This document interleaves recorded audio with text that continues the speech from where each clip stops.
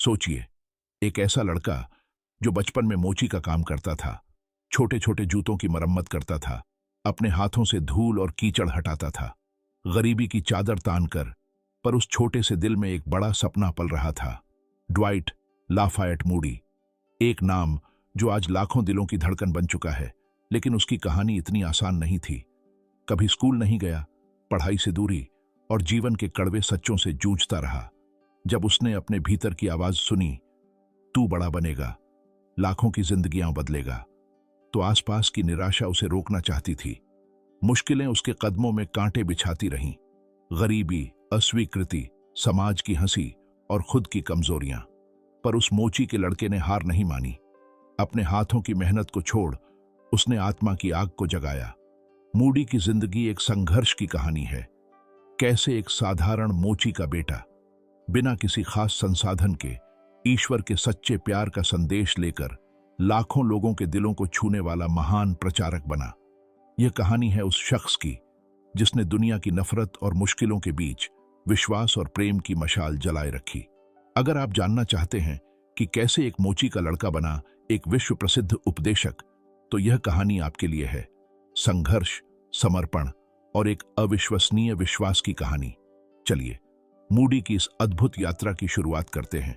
बर्फ से ढकी एक छोटी सी पहाड़ी पर सन 1837 की 5 फरवरी को मैसाचुसेट्स के उत्तर दिशा में स्थित नॉर्थफील्ड नामक गांव में एक बालक ने जन्म लिया, ड्वाइट लाइमन मूडी।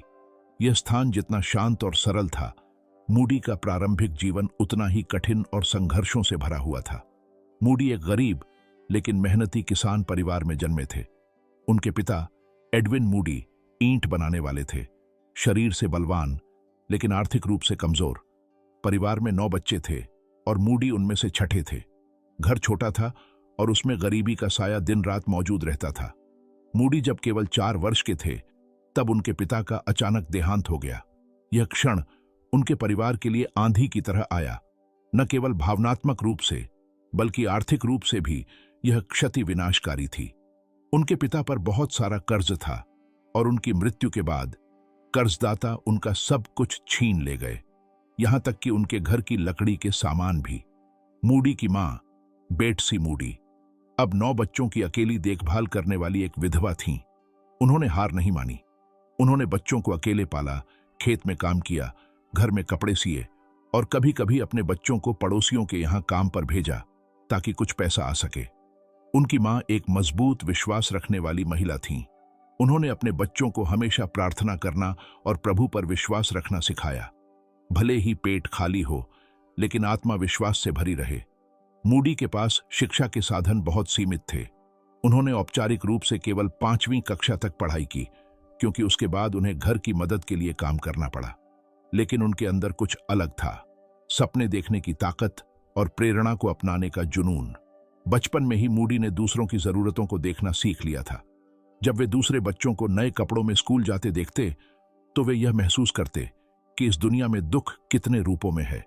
यह एहसास ही उनके हृदय में धीरे धीरे एक आग लगाने लगा, एक ऐसा जीवन जीने की इच्छा जो केवल अपने लिए नहीं बल्कि दूसरों की मदद के लिए हो। पर मूडी का स्वभाव बहुत चंचल और हट्ठी भी था। वह जल्दी गुस्सा हो जाते और पढ़ाई में मन नहीं लगाते थे। उनकी मां ने एक बार कहा था, अगर ड्वाइट सही रास्ते पर नहीं चला तो शायद उसे जेल ही जाना पड़े। लेकिन परमेश्वर ने उनके लिए कुछ और ही सोच रखा था। जब मूडी किशोर हुए तो उन्होंने अपने चाचा की जूते की दुकान में काम करना शुरू किया। उस दुकान में काम करने की एक शर्त थी, हर रविवार चर्च जाना अनिवार्य होगा। मूडी को यह शर्त थोपी हुई लगती थी, लेकिन यह शर्त ही बाद में उनके जीवन की दिशा बदल देगी। साल 1854। डी एल मूडी की उम्र 17 वर्ष की थी। जीवन अब भी संघर्षों से भरा था। वह सिर्फ अपने नौकरी को बचाने के लिए वहां जाते थे, लेकिन परमेश्वर ने उनके लिए एक विशेष योजना बनाई थी और उसमें एक विनम्र, शांत लेकिन दृढ़ निश्चयी व्यक्ति था, एडवर्ड किम्बल। एडवर्ड किम्बल एक शांत स्वभाव वाले संडे स्कूल शिक्षक थे। वे मूडी की आत्मा को प्रभु के प्रेम से जोड़ने का बोझ अपने दिल में लिए घूमते थे। मूडी को क्लास में बुलाना आसान नहीं था। वो अनमने भाव से बैठते, सवालों से बचते और कभी कभी पूरी तरह अनुपस्थित हो जाते। लेकिन किम्बल ने हार नहीं मानी। एक दिन उन्होंने ठान लिया, मैं आज ही मूडी से व्यक्तिगत रूप से बात करूंगा। उन्हें पता था कि मूडी दुकान में काम करता है, लेकिन उनसे बात करने का विचार उन्हें डराता भी था। क्या मैं एक व्यस्त युवक को यीशु के बारे में बताकर उसे नाराज कर दूंगा? लेकिन फिर उनके अंदर की आत्मा चुप न रह सकी। किम्बल उस दिन दुकान में गए। मूडी जूते की अलमारी में व्यस्त थे। किम्बल ने धीमी आवाज में उनका नाम लिया और कहा, ड्वाइट, मुझे नहीं पता कि तुम्हारे दिल में परमेश्वर के लिए कोई जगह है या नहीं, लेकिन मुझे लगता है कि यीशु मसीह तुमसे प्रेम करते हैं और उन्होंने तुम्हारे लिए अपने प्राण दिए हैं। उस क्षण दुकान में कुछ बदल गया। मूडी के मन में कुछ हिला। उस मुलाकात में कोई बड़ा उपदेश नहीं था, बस प्रेम और सच्चाई थी। यही सच्चाई मूडी के दिल में उतर गई। उस दिन उस साधारण सी दुकान में एक आत्मिक क्रांति शुरू हुई। ड्वाइट मूडी ने अपने जीवन में पहली बार गहराई से यीशु मसीह के प्रेम को महसूस किया। इसके बाद मूडी चर्च और संडे स्कूल में गंभीरता से भाग लेने लगे। वे अब केवल बैठने वाले नहीं थे। वे प्रश्न पूछते, बाइबल पढ़ते और धीरे धीरे दूसरों की सहायता करना शुरू कर देते। वे अभी भी पूरी तरह बदले नहीं थे। कई बार वे संकोच करते, अपनी योग्यताओं पर सवाल उठाते, लेकिन परमेश्वर धीरे धीरे उनकी आत्मा को रूपांतरित कर रहा था। मूडी बाद में कहा करते थे, अगर उस दिन एडवर्ड किम्बल मुझसे न मिलता तो शायद मैं कभी उद्धार को न जान पाता। एडवर्ड किम्बल, एक साधारण शिक्षक ने केवल एक युवक को प्रेम और नम्रता से यीशु की ओर इंगित किया और वह युवक आगे चलकर लाखों आत्माओं को प्रभु की ओर ले गया। डीएल मूडी ने जब यीशु मसीह को अपने जीवन में स्वीकार किया तो उनके भीतर एक गहरा बदलाव शुरू हुआ। वे अब पहले जैसे केवल जूते बेचने वाले युवक नहीं थे। उनके दिल में आत्मिक भूख थी, लोगों को वही प्रेम देना जो उन्होंने अनुभव किया था। बॉस्टन की जूते की दुकान में काम करते हुए मूडी की आत्मा बेचैन रहने लगी। वे दिन भर ग्राहकों से मिलते, जूते बेचते, लेकिन मन में कहीं ना कहीं परमेश्वर के लिए कुछ बड़ा करने की तड़प थी। उन्होंने खुद से पूछा, क्या मैं सिर्फ व्यापार के लिए जी रहा हूं? क्या यही मेरा बुलावा है? मूडी ने फैसला किया, मैं लोगों के लिए कुछ करूंगा, खासकर उन बच्चों के लिए जिन्हें कोई नहीं सिखाता, कोई नहीं संभालता। सन 1856 में मूडी ने बॉस्टन छोड़कर चिकागो जाने का निर्णय लिया। जेब में बस कुछ पैसे थे, लेकिन दिल में एक बड़ी आग थी।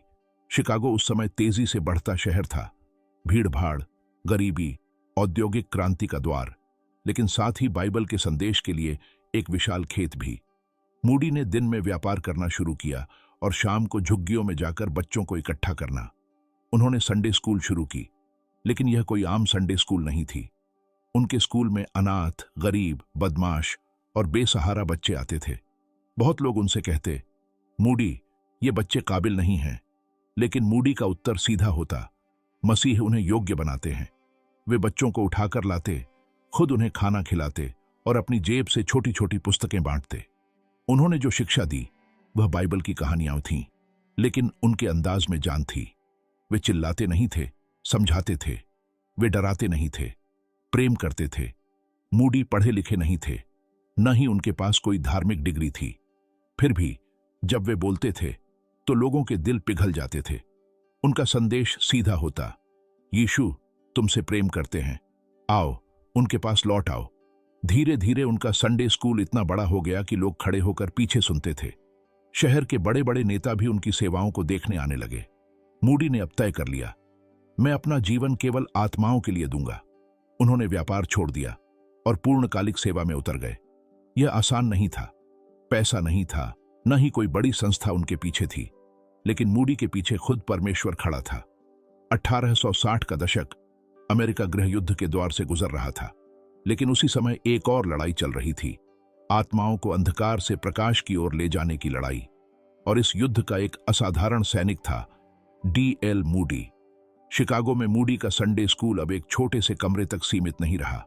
यह एक आंदोलन बन चुका था। हर रविवार हजारों बच्चे और उनके परिवार इकट्ठा होते, जहां उन्हें सिखाया जाता, यीशु मसीह कौन है और उन्होंने हमारे लिए क्या किया।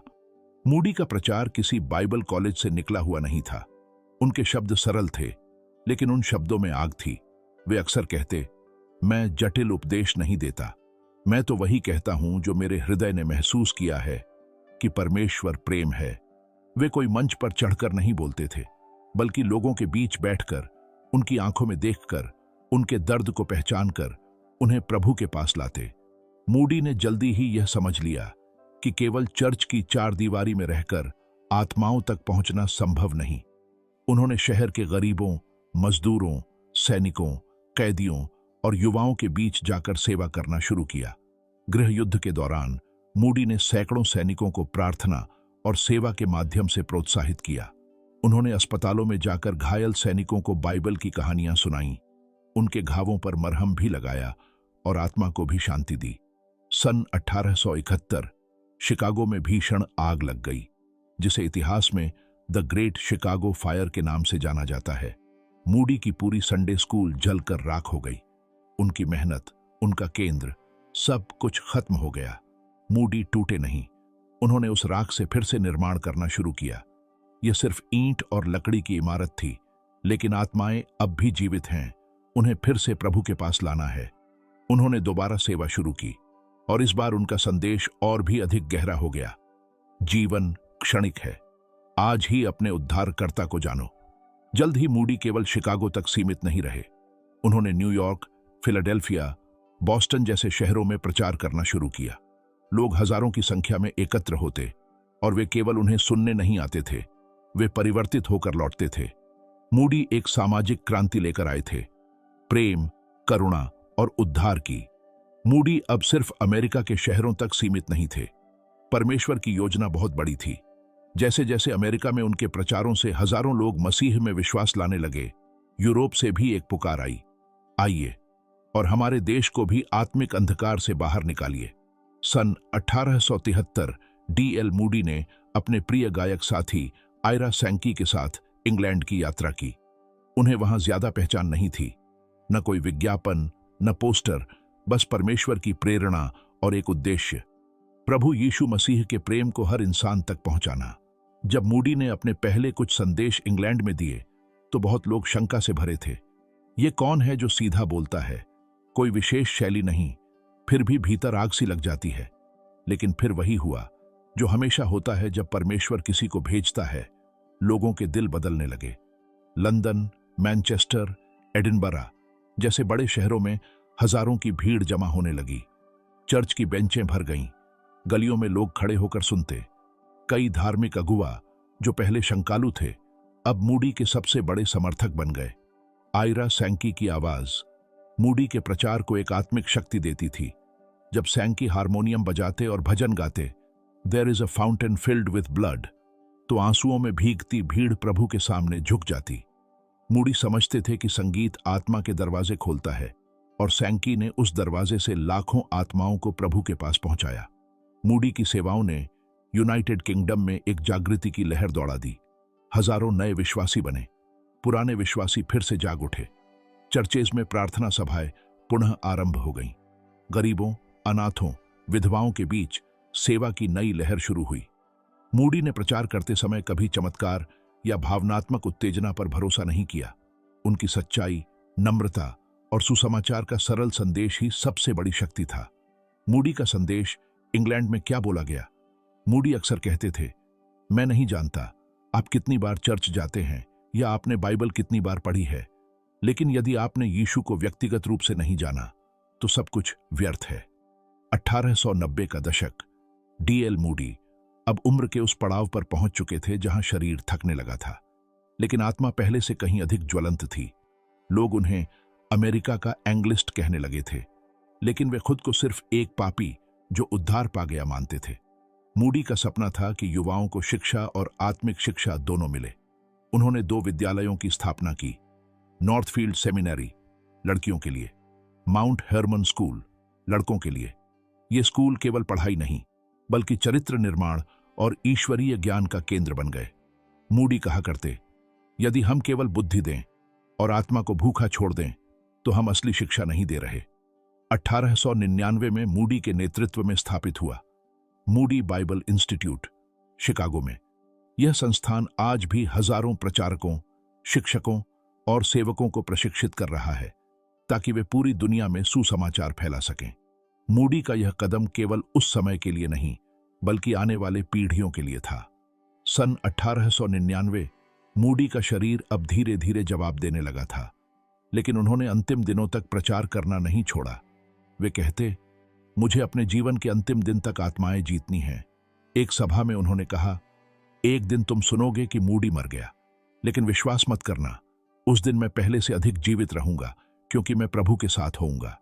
22 दिसंबर 1999 मूडी ने अंतिम सांस ली। उनकी अंतिम शब्दों में था, धरती पीछे छूट रही है, स्वर्ग खुल रहा है। यह तो विजय है, यह मृत्यु नहीं। उनके देहांत पर पूरे अमेरिका और इंग्लैंड में शोक की लहर दौड़ गई, लेकिन साथ ही उनके जीवन का उत्सव भी मनाया गया, क्योंकि उन्होंने अनगिनत आत्माओं को प्रभु की ओर मोड़ा था। मूडी बाइबल इंस्टीट्यूट आज भी प्रचारकों को प्रशिक्षित कर रहा है। नॉर्थफील्ड और माउंट हर्मन जैसे विद्यालय आज भी चरित्र निर्माण में अग्रणी हैं। उनकी पुस्तकें, उपदेश और सेवकाई आज भी लोगों को बदल रही हैं। मूडी ने कोई बड़ा चर्च नहीं बनाया, कोई टीवी शो नहीं चलाया, कोई धन संपत्ति नहीं जोड़ी, लेकिन उन्होंने अनंत के लिए निवेश किया, आत्माओं में। डीएल मूडी की कहानी केवल एक व्यक्ति की नहीं, बल्कि उस प्रेम और सेवा की शक्ति की है जो एक इंसान के जीवन को पूरी दुनिया के लिए प्रेरणा बना देता है। मूडी का जीवन हमें क्या सिखाता है? आप लोग कमेंट में जरूर बताएं। साधारण शुरुआत से भी महान कार्य हो सकते हैं। मूडी ने केवल एक साधारण जॉब छोड़कर, बिना किसी खास शिक्षा के, अपनी साधारण भाषा और हृदय की सच्चाई से लाखों लोगों के जीवन बदले। समर्पण और दृढ़ता से कोई भी बाधा पार की जा सकती है, चाहे शिकागो की भयंकर आग हो या प्रारंभिक अस्वीकृति। मूडी ने हार नहीं मानी। प्रेम और करुणा से सेवा करो। मूडी का संदेश था, केवल ज्ञान देने से काम नहीं चलता, प्रेम और सेवा के बिना कोई भी परिवर्तन स्थायी नहीं होता। आज मूडी बाइबल इंस्टीट्यूट, उनके शिक्षण संस्थान और उनके द्वारा स्थापित संडे स्कूल की परंपरा दुनिया भर में हजारों लोगों को प्रभु से जोड़ रही है। उनकी कहानी हमें याद दिलाती है कि एक सच्चे दिल की आवाज एक छोटे से कदम से पूरी दुनिया में गूंज सकती है। क्या तुम तैयार हो अपनी जिंदगी को प्रभु के हाथों में सौंपने के लिए? क्या तुम तैयार हो इस दुनिया में प्रेम और सच्चाई का प्रकाश फैलाने के लिए? याद रखो, एक ज्वाला छोटी से शुरुआत कर सकती है जो पूरी दुनिया को प्रकाशित कर दे। मूडी का जीवन एक प्रेरणा है कि सच्चा प्रभाव धन या शक्ति से नहीं, बल्कि प्रेम, समर्पण और विश्वास से आता है। और जैसे मूडी ने किया, वैसे ही हम भी अपनी जिंदगी में वह बदलाव ला सकते हैं जो पीढ़ियों तक उजियाला करे। अगर यह कहानी आपके दिल को छू गई हो तो इसे लाइक करें। ऐसी ही और गहरी, प्रेरणादायक बाइबल आधारित कहानियां देखने के लिए हमारे चैनल वर्स ऑफ जीसस को सब्सक्राइब करें और इसे किसी ऐसे इंसान के साथ जरूर साझा करें जिसे उम्मीद और विश्वास की एक नई किरण चाहिए। याद रखिए, एक कहानी किसी की जिंदगी बदल सकती है।